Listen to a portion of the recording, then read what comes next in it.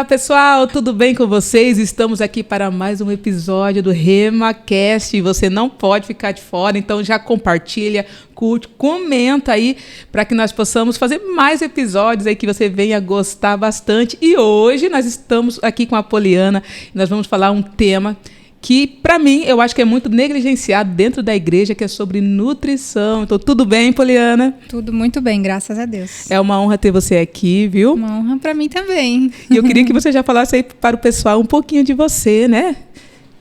Tá. Como a senhora falou, né? Meu nome é Poliana, sou a Poliana Cruz Carvalho dos Anjos, sou recém-graduada em nutrição e sou baiana, né? Olha aí. Sou natural da Bahia, ali do interior, mas Feira de Santana, né? Nossa segunda maior cidade da Bahia. E acho que é isso. É isso? Casada, com filhos? Sou casada, ainda não temos filhos. Estamos em processo ainda de missão, né? Através da faculdade também, que meu esposo ainda estuda. Uhum. Então, ainda eu acompanho no período de férias. E no período que estamos... Ele estuda, então eu também estudo um pouco mais, trabalho esporadicamente. E tem sido isso. Que show! Bom, a gente vai começar falando aqui sobre nutrição e eu já queria que você anotasse aí um versículo muito principal aqui que nós vamos estar utilizando, que é 1 Coríntios, capítulo 10, versículo 31, que diz assim: portanto, quer comais, quer bebais ou façais qualquer outra coisa, fazei tudo para a glória de Deus. Então, eu quero pedir aqui para você, Poliana, para você, nesse podcast, você discorrer aqui para o pessoal sobre nutrição. E a primeira pergunta que eu quero fazer para você: qual a relação entre o cuidado com a alimentação e a fé cristã? Bom, partindo desse ponto, né, eu pensei, será que comer também faz parte da nossa adoração? Eu acredito que sim. Porque se a gente separar uma coisa da outra, vai ficar bem desconexo, né? E é possível, sim, falar só sobre fé, só sobre alimentação. Mas qual a relação, né, entre o cuidado com a alimentação? No sentido de que nós, enquanto cristãos, enquanto seres humanos até, fomos criados com o intuito de adorar o Senhor. Né? Então, por que a nossa alimentação, nossos hábitos também não podem adorar a Deus, né? Então, aí eu, voltando um pouquinho, né, da nossa caminhada cristã, a gente percebe que a partir do momento em que a gente nasce, né, da água e do Espírito, nós somos novas criaturas. E isso inclui, certamente, novos hábitos, né, alimentares. E mais que isso, lá na frente, né, especialmente Coríntios também vai nos lembrar que nós somos templo do Espírito Santo. Hoje Deus dá preferência em habitar em pessoas, não necessariamente em templos, né, feito de tijolos. E glória a Deus por isso, né? Mas pensando por esse ponto de que nós somos novas criaturas e que nós somos templo do Espírito Santo, nós temos não apenas um privilégio, né, mas responsabilidades. E o que estamos fazendo com esse presente que é o nosso corpo, a casa do Espírito Santo? Daí eu também gosto sempre de lembrar que ninguém gosta de viver em uma casa suja e bagunçada, né? Nós particularmente não gostamos. Imagina o Espírito Santo. Verdade. Né? E tudo que nós comemos tem interferência com o nosso psíquico, né? Especialmente com a nossa saúde física, a disposição para adorar a Deus, para se colocar de joelhos até, né? O ato de se ajoelhar também requer disposição física e emocional, né? E cuidar da alimentação não é só uma questão de estética, nem moda, né? É uma questão de adoração, de reverência a Deus. E não é sobre ser paranoico com comida. Não é sobre isso. Eu não posso comer tal coisa. Não é sobre isso. É sobre equilíbrio, né? E a Bíblia o tempo todo vai nos lembrar de que a nossa vida precisa ter equilíbrio em diversas áreas. E a alimentação também. Ótimo. Então, Poliana, a obesidade é pecado? Não é pecado, né? O que seria pecado? Pecado é a transgressão da lei. Mas, a partir do momento em que eu estou negligenciando o meu próprio corpo, que é a casa do Espírito Santo, morada do Deus, né? O Deus triuno. Mas a obesidade envolve muitos outros fatores, né? Não apenas a alimentação. Por exemplo, tem gente que se tornou obeso por quê? Porque passou por algum problema emocional e acaba que em algum momento descontrolou, né? E acaba descontando, tipo, refugiando-se, buscando algum prazer. Porque nós gostamos de nos sentir bem, né? E a felicidade faz parte de nós. Então, na tentativa de encontrar essa felicidade, alguns chegam até a obesidade, trilhando esse caminho de satisfação. Tem relação também em questão de genética? Tem também, mas não necessariamente em questão de células propriamente ditas. Mas genética, quando a ciência fala, eu já li alguns artigos, inclusive, falando sobre isso, que é no sentido de que se os hábitos que meus pais têm, naturalmente eu tenho, né? Por conta do contexto familiar, social. Mas, por exemplo, se seus pais têm hipertensão, quer dizer que você vai ter hipertensão? Não. Vai muito dos seus hábitos de vida, incluindo a alimentação. Entende? E a gula? A gula é um pecado. Sim, a Bíblia nos fala, sim, que nós precisamos ter... A glutonaria é pecado. Isso, e nós precisamos ter domínio próprio em relação a isso. Exato. Mas quando a obesidade entra, então, nessa parte da gula... Aí sim. Está sendo pecado propriamente dito, né? Porque se o próprio Deus falou que a glutonaria é pecado, é transgressão, né? Porque estamos violando o templo do Espírito Santo. É basicamente esse ponto. Então, pessoal, preste atenção aí. Se você... Eu ia falar assim, glutão. Existe essa palavra, gente? Sim. Então, se você é glutão, cuidado, viu? Domínio próprio. Para que você possa ter cuidado aí com o seu corpo, que é o templo do Espírito Santo, né? Poliana, quais os princípios bíblicos podem inspirar uma alimentação mais equilibrada e saudável? Posso só complementar uma coisa antes que a senhora estava falando sobre glutonaria? Eu lembrei que nós, enquanto cristãos, temos a liberdade, né? Podemos de tudo, mas nem tudo convém. Só que essa liberdade que até o próprio Deus nos dá, né? Também nos traz responsabilidades. E aí o que vale pensar é o que eu coloco no meu prato, nas minhas mãos e ponho na boca, isso glorifica a Deus? Né? E se glorifica a Deus, aí sim, pode entrar. Mas o nosso próprio corpo, ele dá sinais de satisfação no momento, por exemplo, em que eu estou satisfeita, não preciso comer mais. Não é necessariamente que eu preciso... Né? E é o que acontece em alguns casos de quem, infelizmente, desliza pela glutonaria e chega à obesidade, que é que o corpo avisa, olha, já estou satisfeito, não preciso de mais. Mas a pessoa insiste em fazer sua própria vontade e aí, claro, vai colher, né, as consequências. Verdade. Então, quais são os princípios bíblicos que podem inspirar uma alimentação mais equilibrada e saudável? A Bíblia é um livro muito completo. Né? E é muito bom pensar sobre isso. A Bíblia eu vejo como um livro de grandes sabedorias, né? E se formos olhar desde o início dela, já em Gênesis, Deus nos dá como um alimento próprio os extraídos, né, da terra, os alimentos mais naturais. Daí em Provérbios também nos fala que, capítulo 25, verso 16, nos lembra que ele diz, achaste mel? Come só o que basta, né? Então, nos lembra o quê? Moderação. Moderação, isso aí. Gálatas 5 nos fala sobre domínio próprio. Será que eu domino o meu paladar ou é o meu paladar que me domina? Né? São as minhas próprias vontades. Na verdade, não deve ser assim, né? E como a senhora mencionou no início do podcast aqui, 1 Coríntios 10, 31, que fala, e para mim isso é fechamento, sabe? É top. Porque ele fala, quer comais, quer bebais, ou façais qualquer outra coisa, fazei tudo para a glória do Senhor. Isso. Né? Esse é o nosso intuito de vida.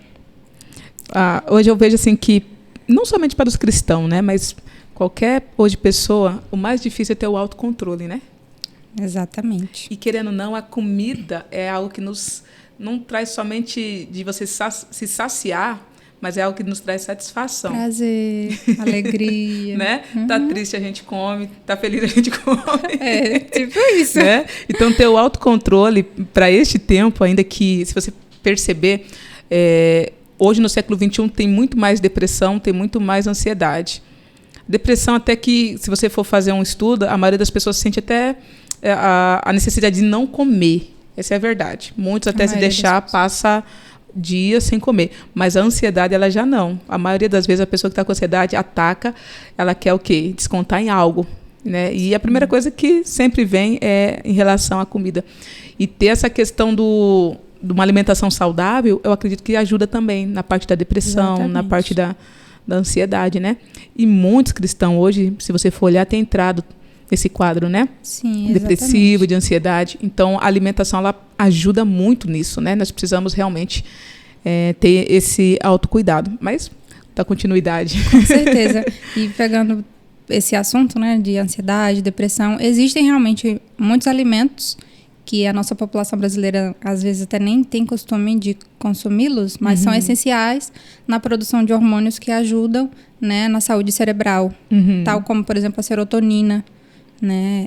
Existem alimentos, por exemplo, a banana, que é muito comum no nosso Brasil. A serotonina é da felicidade? Da felicidade, do prazer, que também induz ao sono, né? E o desequilíbrio dela e também outros, né, hormônios vai desencadear a pessoa a ficar sempre acordada, pensando muito no futuro. O nosso corpo, ele dá sinais de que realmente tem algo desalinhado, desajustado, algo faltando, né? Então passa uma listinha aí pro pessoal aí para comer. Quais os alimentos aí para comer, para liberar? Bom, não existe um alimento propriamente é bom para isso, ou existe um alimento que é ruim, né? Mas todo o equilíbrio. Mas falando de lista, por exemplo, o grão de bico, né? O cogumelo, que também não é muito consumido por brasileiros, castanha de caju, castanha do Pará, amêndoas, a banana, a maçã. São alimentos assim que beneficiam de certa forma em maior quantidade, né? O azeite de oliva também. Que ótimo. Daríamos uma lista grande, mas são esses os maiores focos, né, da ciência atualmente. Em cima daquilo que você está falando aqui pra gente, eu acredito que deve existir alimentos, né, hábitos principalmente, né, prejudiciais para nós como cristãos, e como que nós deveríamos evitá-los, né, e como evitá-los, né? Bom, esse é um grande desafio, né, porque necessariamente o que nos faz mal não é o que a gente come, mas é como a gente come e por que a gente come também, né? Então eu posso beber minha coquinha de boa, né? Então, pastor, isso aí já é um outro detalhe bem amplo. Que na questão da coca, por exemplo, entra a composição, né? Os gases que são colocados ali. E isso não nos beneficia. Então, se não beneficia, é melhor abrir mão. Abrir mão, verdade. Né? Bom, e como eu ia falando, né, a questão, o maior perigo hoje não é necessariamente o que a gente come. Né? Mas come, né? Mas a senhora até deu exemplo, né? Da Coca-Cola, e realmente o maior perigo são os alimentos industrializados, né? Porque eles são ricos em tudo que necessariamente não nos faz bem, né? Inclusive hoje a indústria tem sido não por vontade própria, né? Mas por leis governamentais, eles têm colocado em alimentos alto em gordura, açúcares, sódio, né? O que antes não havia. Verdade. Então, a gente até comprava alimento light, diet, sem saber o que necessariamente significa esses termos. Né? Acha que é simplesmente por ter redução. Por exemplo, hoje nós temos muita gente que consome alimentos, produtos lácteos, zero lactose. Mas nem precisa comprar esse determinado alimento. Isso é talvez um outro assunto, né? Que não, mas continua explanando aí, que o pessoal vai se interessar. Por exemplo, se falando sobre isso, os alimentos que contêm lá na embalagem, zero lactose. Não é necessariamente que ele não tem lactose ali. Na verdade, a indústria coloca dentro daquele alimento uma enzima, que é uma substância que ajuda na digestão da proteína do leite. Né? Eles inserem a lactase, a lactose que digere a lactase, que é a proteína do leite. Então, as pessoas que não têm intolerância, alergia, necessariamente não precisam consumir esse alimento, porque ela vai estar consumindo ainda mais lactose do que o corpo já produz, entende? Olha só. Mas hoje a gente vive em um mundo, né, que infelizmente a indústria empurra para a gente pacotes, promoções, as cores também interferem nessas escolhas. Sim, geralmente amarelo, vermelho. Se você perceber, lanchonetes, restaurantes usam muito essas cores, porque são as cores que atraem fome. Sim. Necessariamente, às vezes, o nosso corpo não está com fome, mas o cérebro vai vendo, vai estimulando, então ele vai entendendo, poxa, eu preciso de comida. Porque eu estou em um ambiente que tem tanto estímulo para, né, influência de comida, que acaba indo para esse pressuposto. Mas isso tem um preço muito alto. Né? Vamos lá, pergunta que não quer calar. Eu fiz a pergunta aqui do refrigerante, né, da Coca. Que eu acredito que é um refrigerante que é consumido aí muito pelos brasileiros. Mas é mito ou é verdade? Coca zero, refrigerante zero, realmente pode ou não pode tomar? Bom, a Coca-Cola zero e tal... Ele não vai ter, né, realmente açúcares que são inseridos na Coca-Cola normal.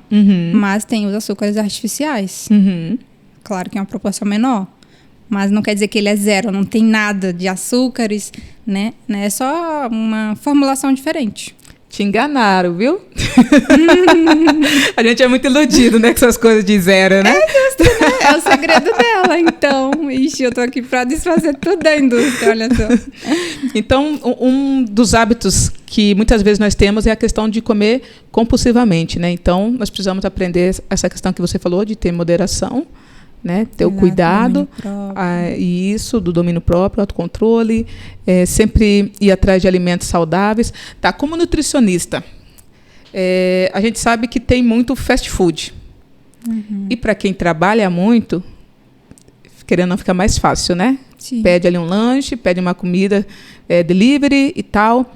Como nós podemos se preparar a nossa comida, né, para que possamos ter uma dieta e para que nós possamos comer bem, sem pegar muito tempo parando para preparar o alimento, porque eu acredito que é isso que faz as pessoas ir para o fast food, né? Comprar comida fora.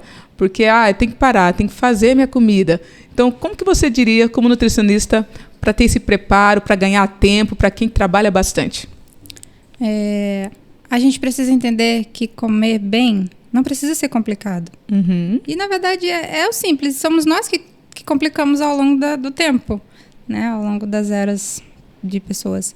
E comer, tais como qualquer outras atividades, precisa ser intencional, planejado, né? E existem facilidades. Por exemplo, criar uma lista de coisas que está faltando em casa quando se vai ao mercado. Isso facilita muito. Gente que tem uma vida muito corrida, cheia de atividades, trabalha, geralmente chega em casa há pouco tempo. Reserva um dia da semana para preparar algumas refeições, né? Deixa em porções, já leva, esquenta onde for comer. Claro que não vai ser na mesma qualidade, até nutricionalmente falando, né? Mas é melhor do que ir para esses fast food, que é realmente comida rápida. Eles recebem ali, né, um outro tipo de tratamento. E, por exemplo, o café da manhã não precisa ser algo mirabolosamente programado. Não, podem ser frutas. Hoje uma fruta, amanhã outra fruta, à noite outra, né? A variedade... Deus é muito variado. Se a gente perceber até nas cores, né? Existe o verde, o azul, o preto, o branco, tantas cores. Na alimentação a gente tem que buscar o mesmo. E voltando, o café da manhã pode ser frutas com cereais, que seria aveia, granola, oleaginosas, que são as castanha, amendoim, castanha do Pará, amêndoas, né? Quem pode também. Pão integral, pão e uma fonte geralmente de proteína também. Que seria um copo de iogurte, um copo com leite, um ovo, né, cozido ou mexido. São infinitas opções. Né? Daí parte para o almoço.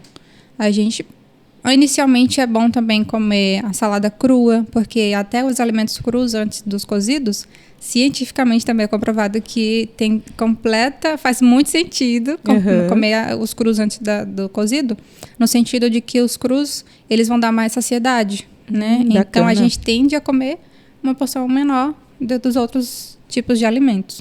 Aí já no lanche da tarde pode ser também frutas, né? Castanhas, um pãozinho com queijo, né? Um pouquinho de café. É importante também falar sobre o café, por exemplo. pessoas especialmente, é bom que todos tenham esse hábito de o último momento do dia tomar café seja no fim da tarde, porque isso vai facilitar na qualidade do sono até. Legal. Exato. Tem gente que toma café à noite, não tem problema algum para dormir, mas será que realmente dorme e acorda descansado? Né? Que tem pessoas assim. Né? E até situações, na verdade, né? Que existem pessoas que vão viver isso a vida inteira e pessoas que não vão viver. Não, vai ser também ocasional. E aí o jantar, ele pode ser uma repetição do almoço em menor quantidade, uma repetição do de jejum, né? Que é o café da manhã, ou uma refeição mais leve, como uma sopa, um caldinho com torrada, com pão, frutas, né? A gente lembra até daquele ditado, de manhã se come como um rei, né? No meio-dia se come como príncipe e à noite se come como mendigo. Nós brasileiros tendemos a pensar que isso é em relação à quantidade, mas não é apenas em quantidade, é sobre qualidade. Quando nós da nutrição evidenciamos até esse jargão, se fala, o foco principal é sobre a qualidade e não necessariamente quantidade. Entende? Então, a nossa vida não precisa ser complicada. Deus, ele se preocupa em nós com os detalhes. E nós também devemos pensar na nossa vida com detalhes. Ótimo. Planejamento, com organização, tudo vai muito bem. Isso aí. Diz pra mim, como o jejum pode ser benéfico, tanto espiritualmente como fisicamente? Olha, o jejum, ele é muito mais do que ficar sem comida. Né? E o jejum, ele é um tempo de conexão, de reconexão, vamos dizer assim, né? Com Deus e com nós mesmos. Né? E espiritualmente falando, ele limpa, né, os ouvidos da alma, ele também nos torna sensíveis à voz do Espírito Santo,